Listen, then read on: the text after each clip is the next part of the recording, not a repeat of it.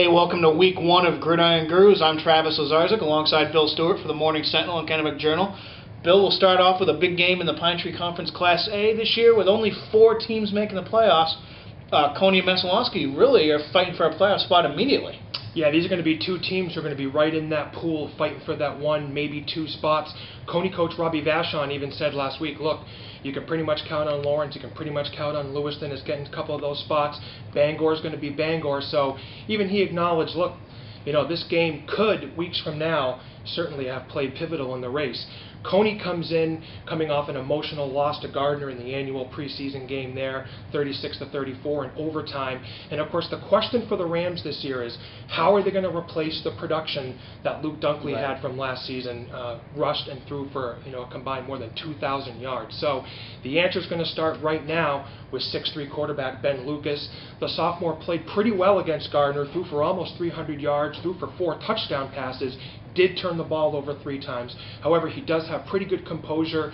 Vachon likes what he sees from the young sophomore as well. And of course, in the backfield, they're going to be looking at Brandon St. Michael. He rushed for more than 100 yards against Gardner, but he also had a key turnover as well. So again, for the Rams, with a new offensive system, they're going to be running the pistol this year compared to more of what the spread, which they ran last year, is can they not turn the ball over, and will they be able to continue to get production from some of their younger players.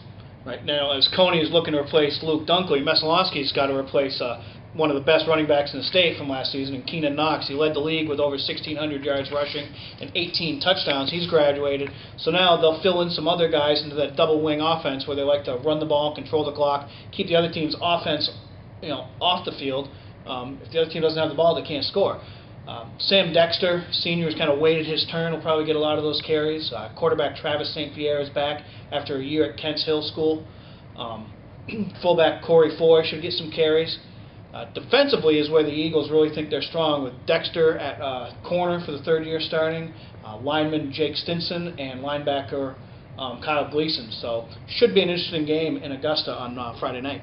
Sure, and of course, this double wing has given Coney some fits in the past. In last season's game, the Eagles totaled more than 400 yards of offense. So now shifting gears a little bit to the PTCB, another pretty big game on tap here. Gardner's going to open up the Matt Burgess era at Hope Field against Belfast.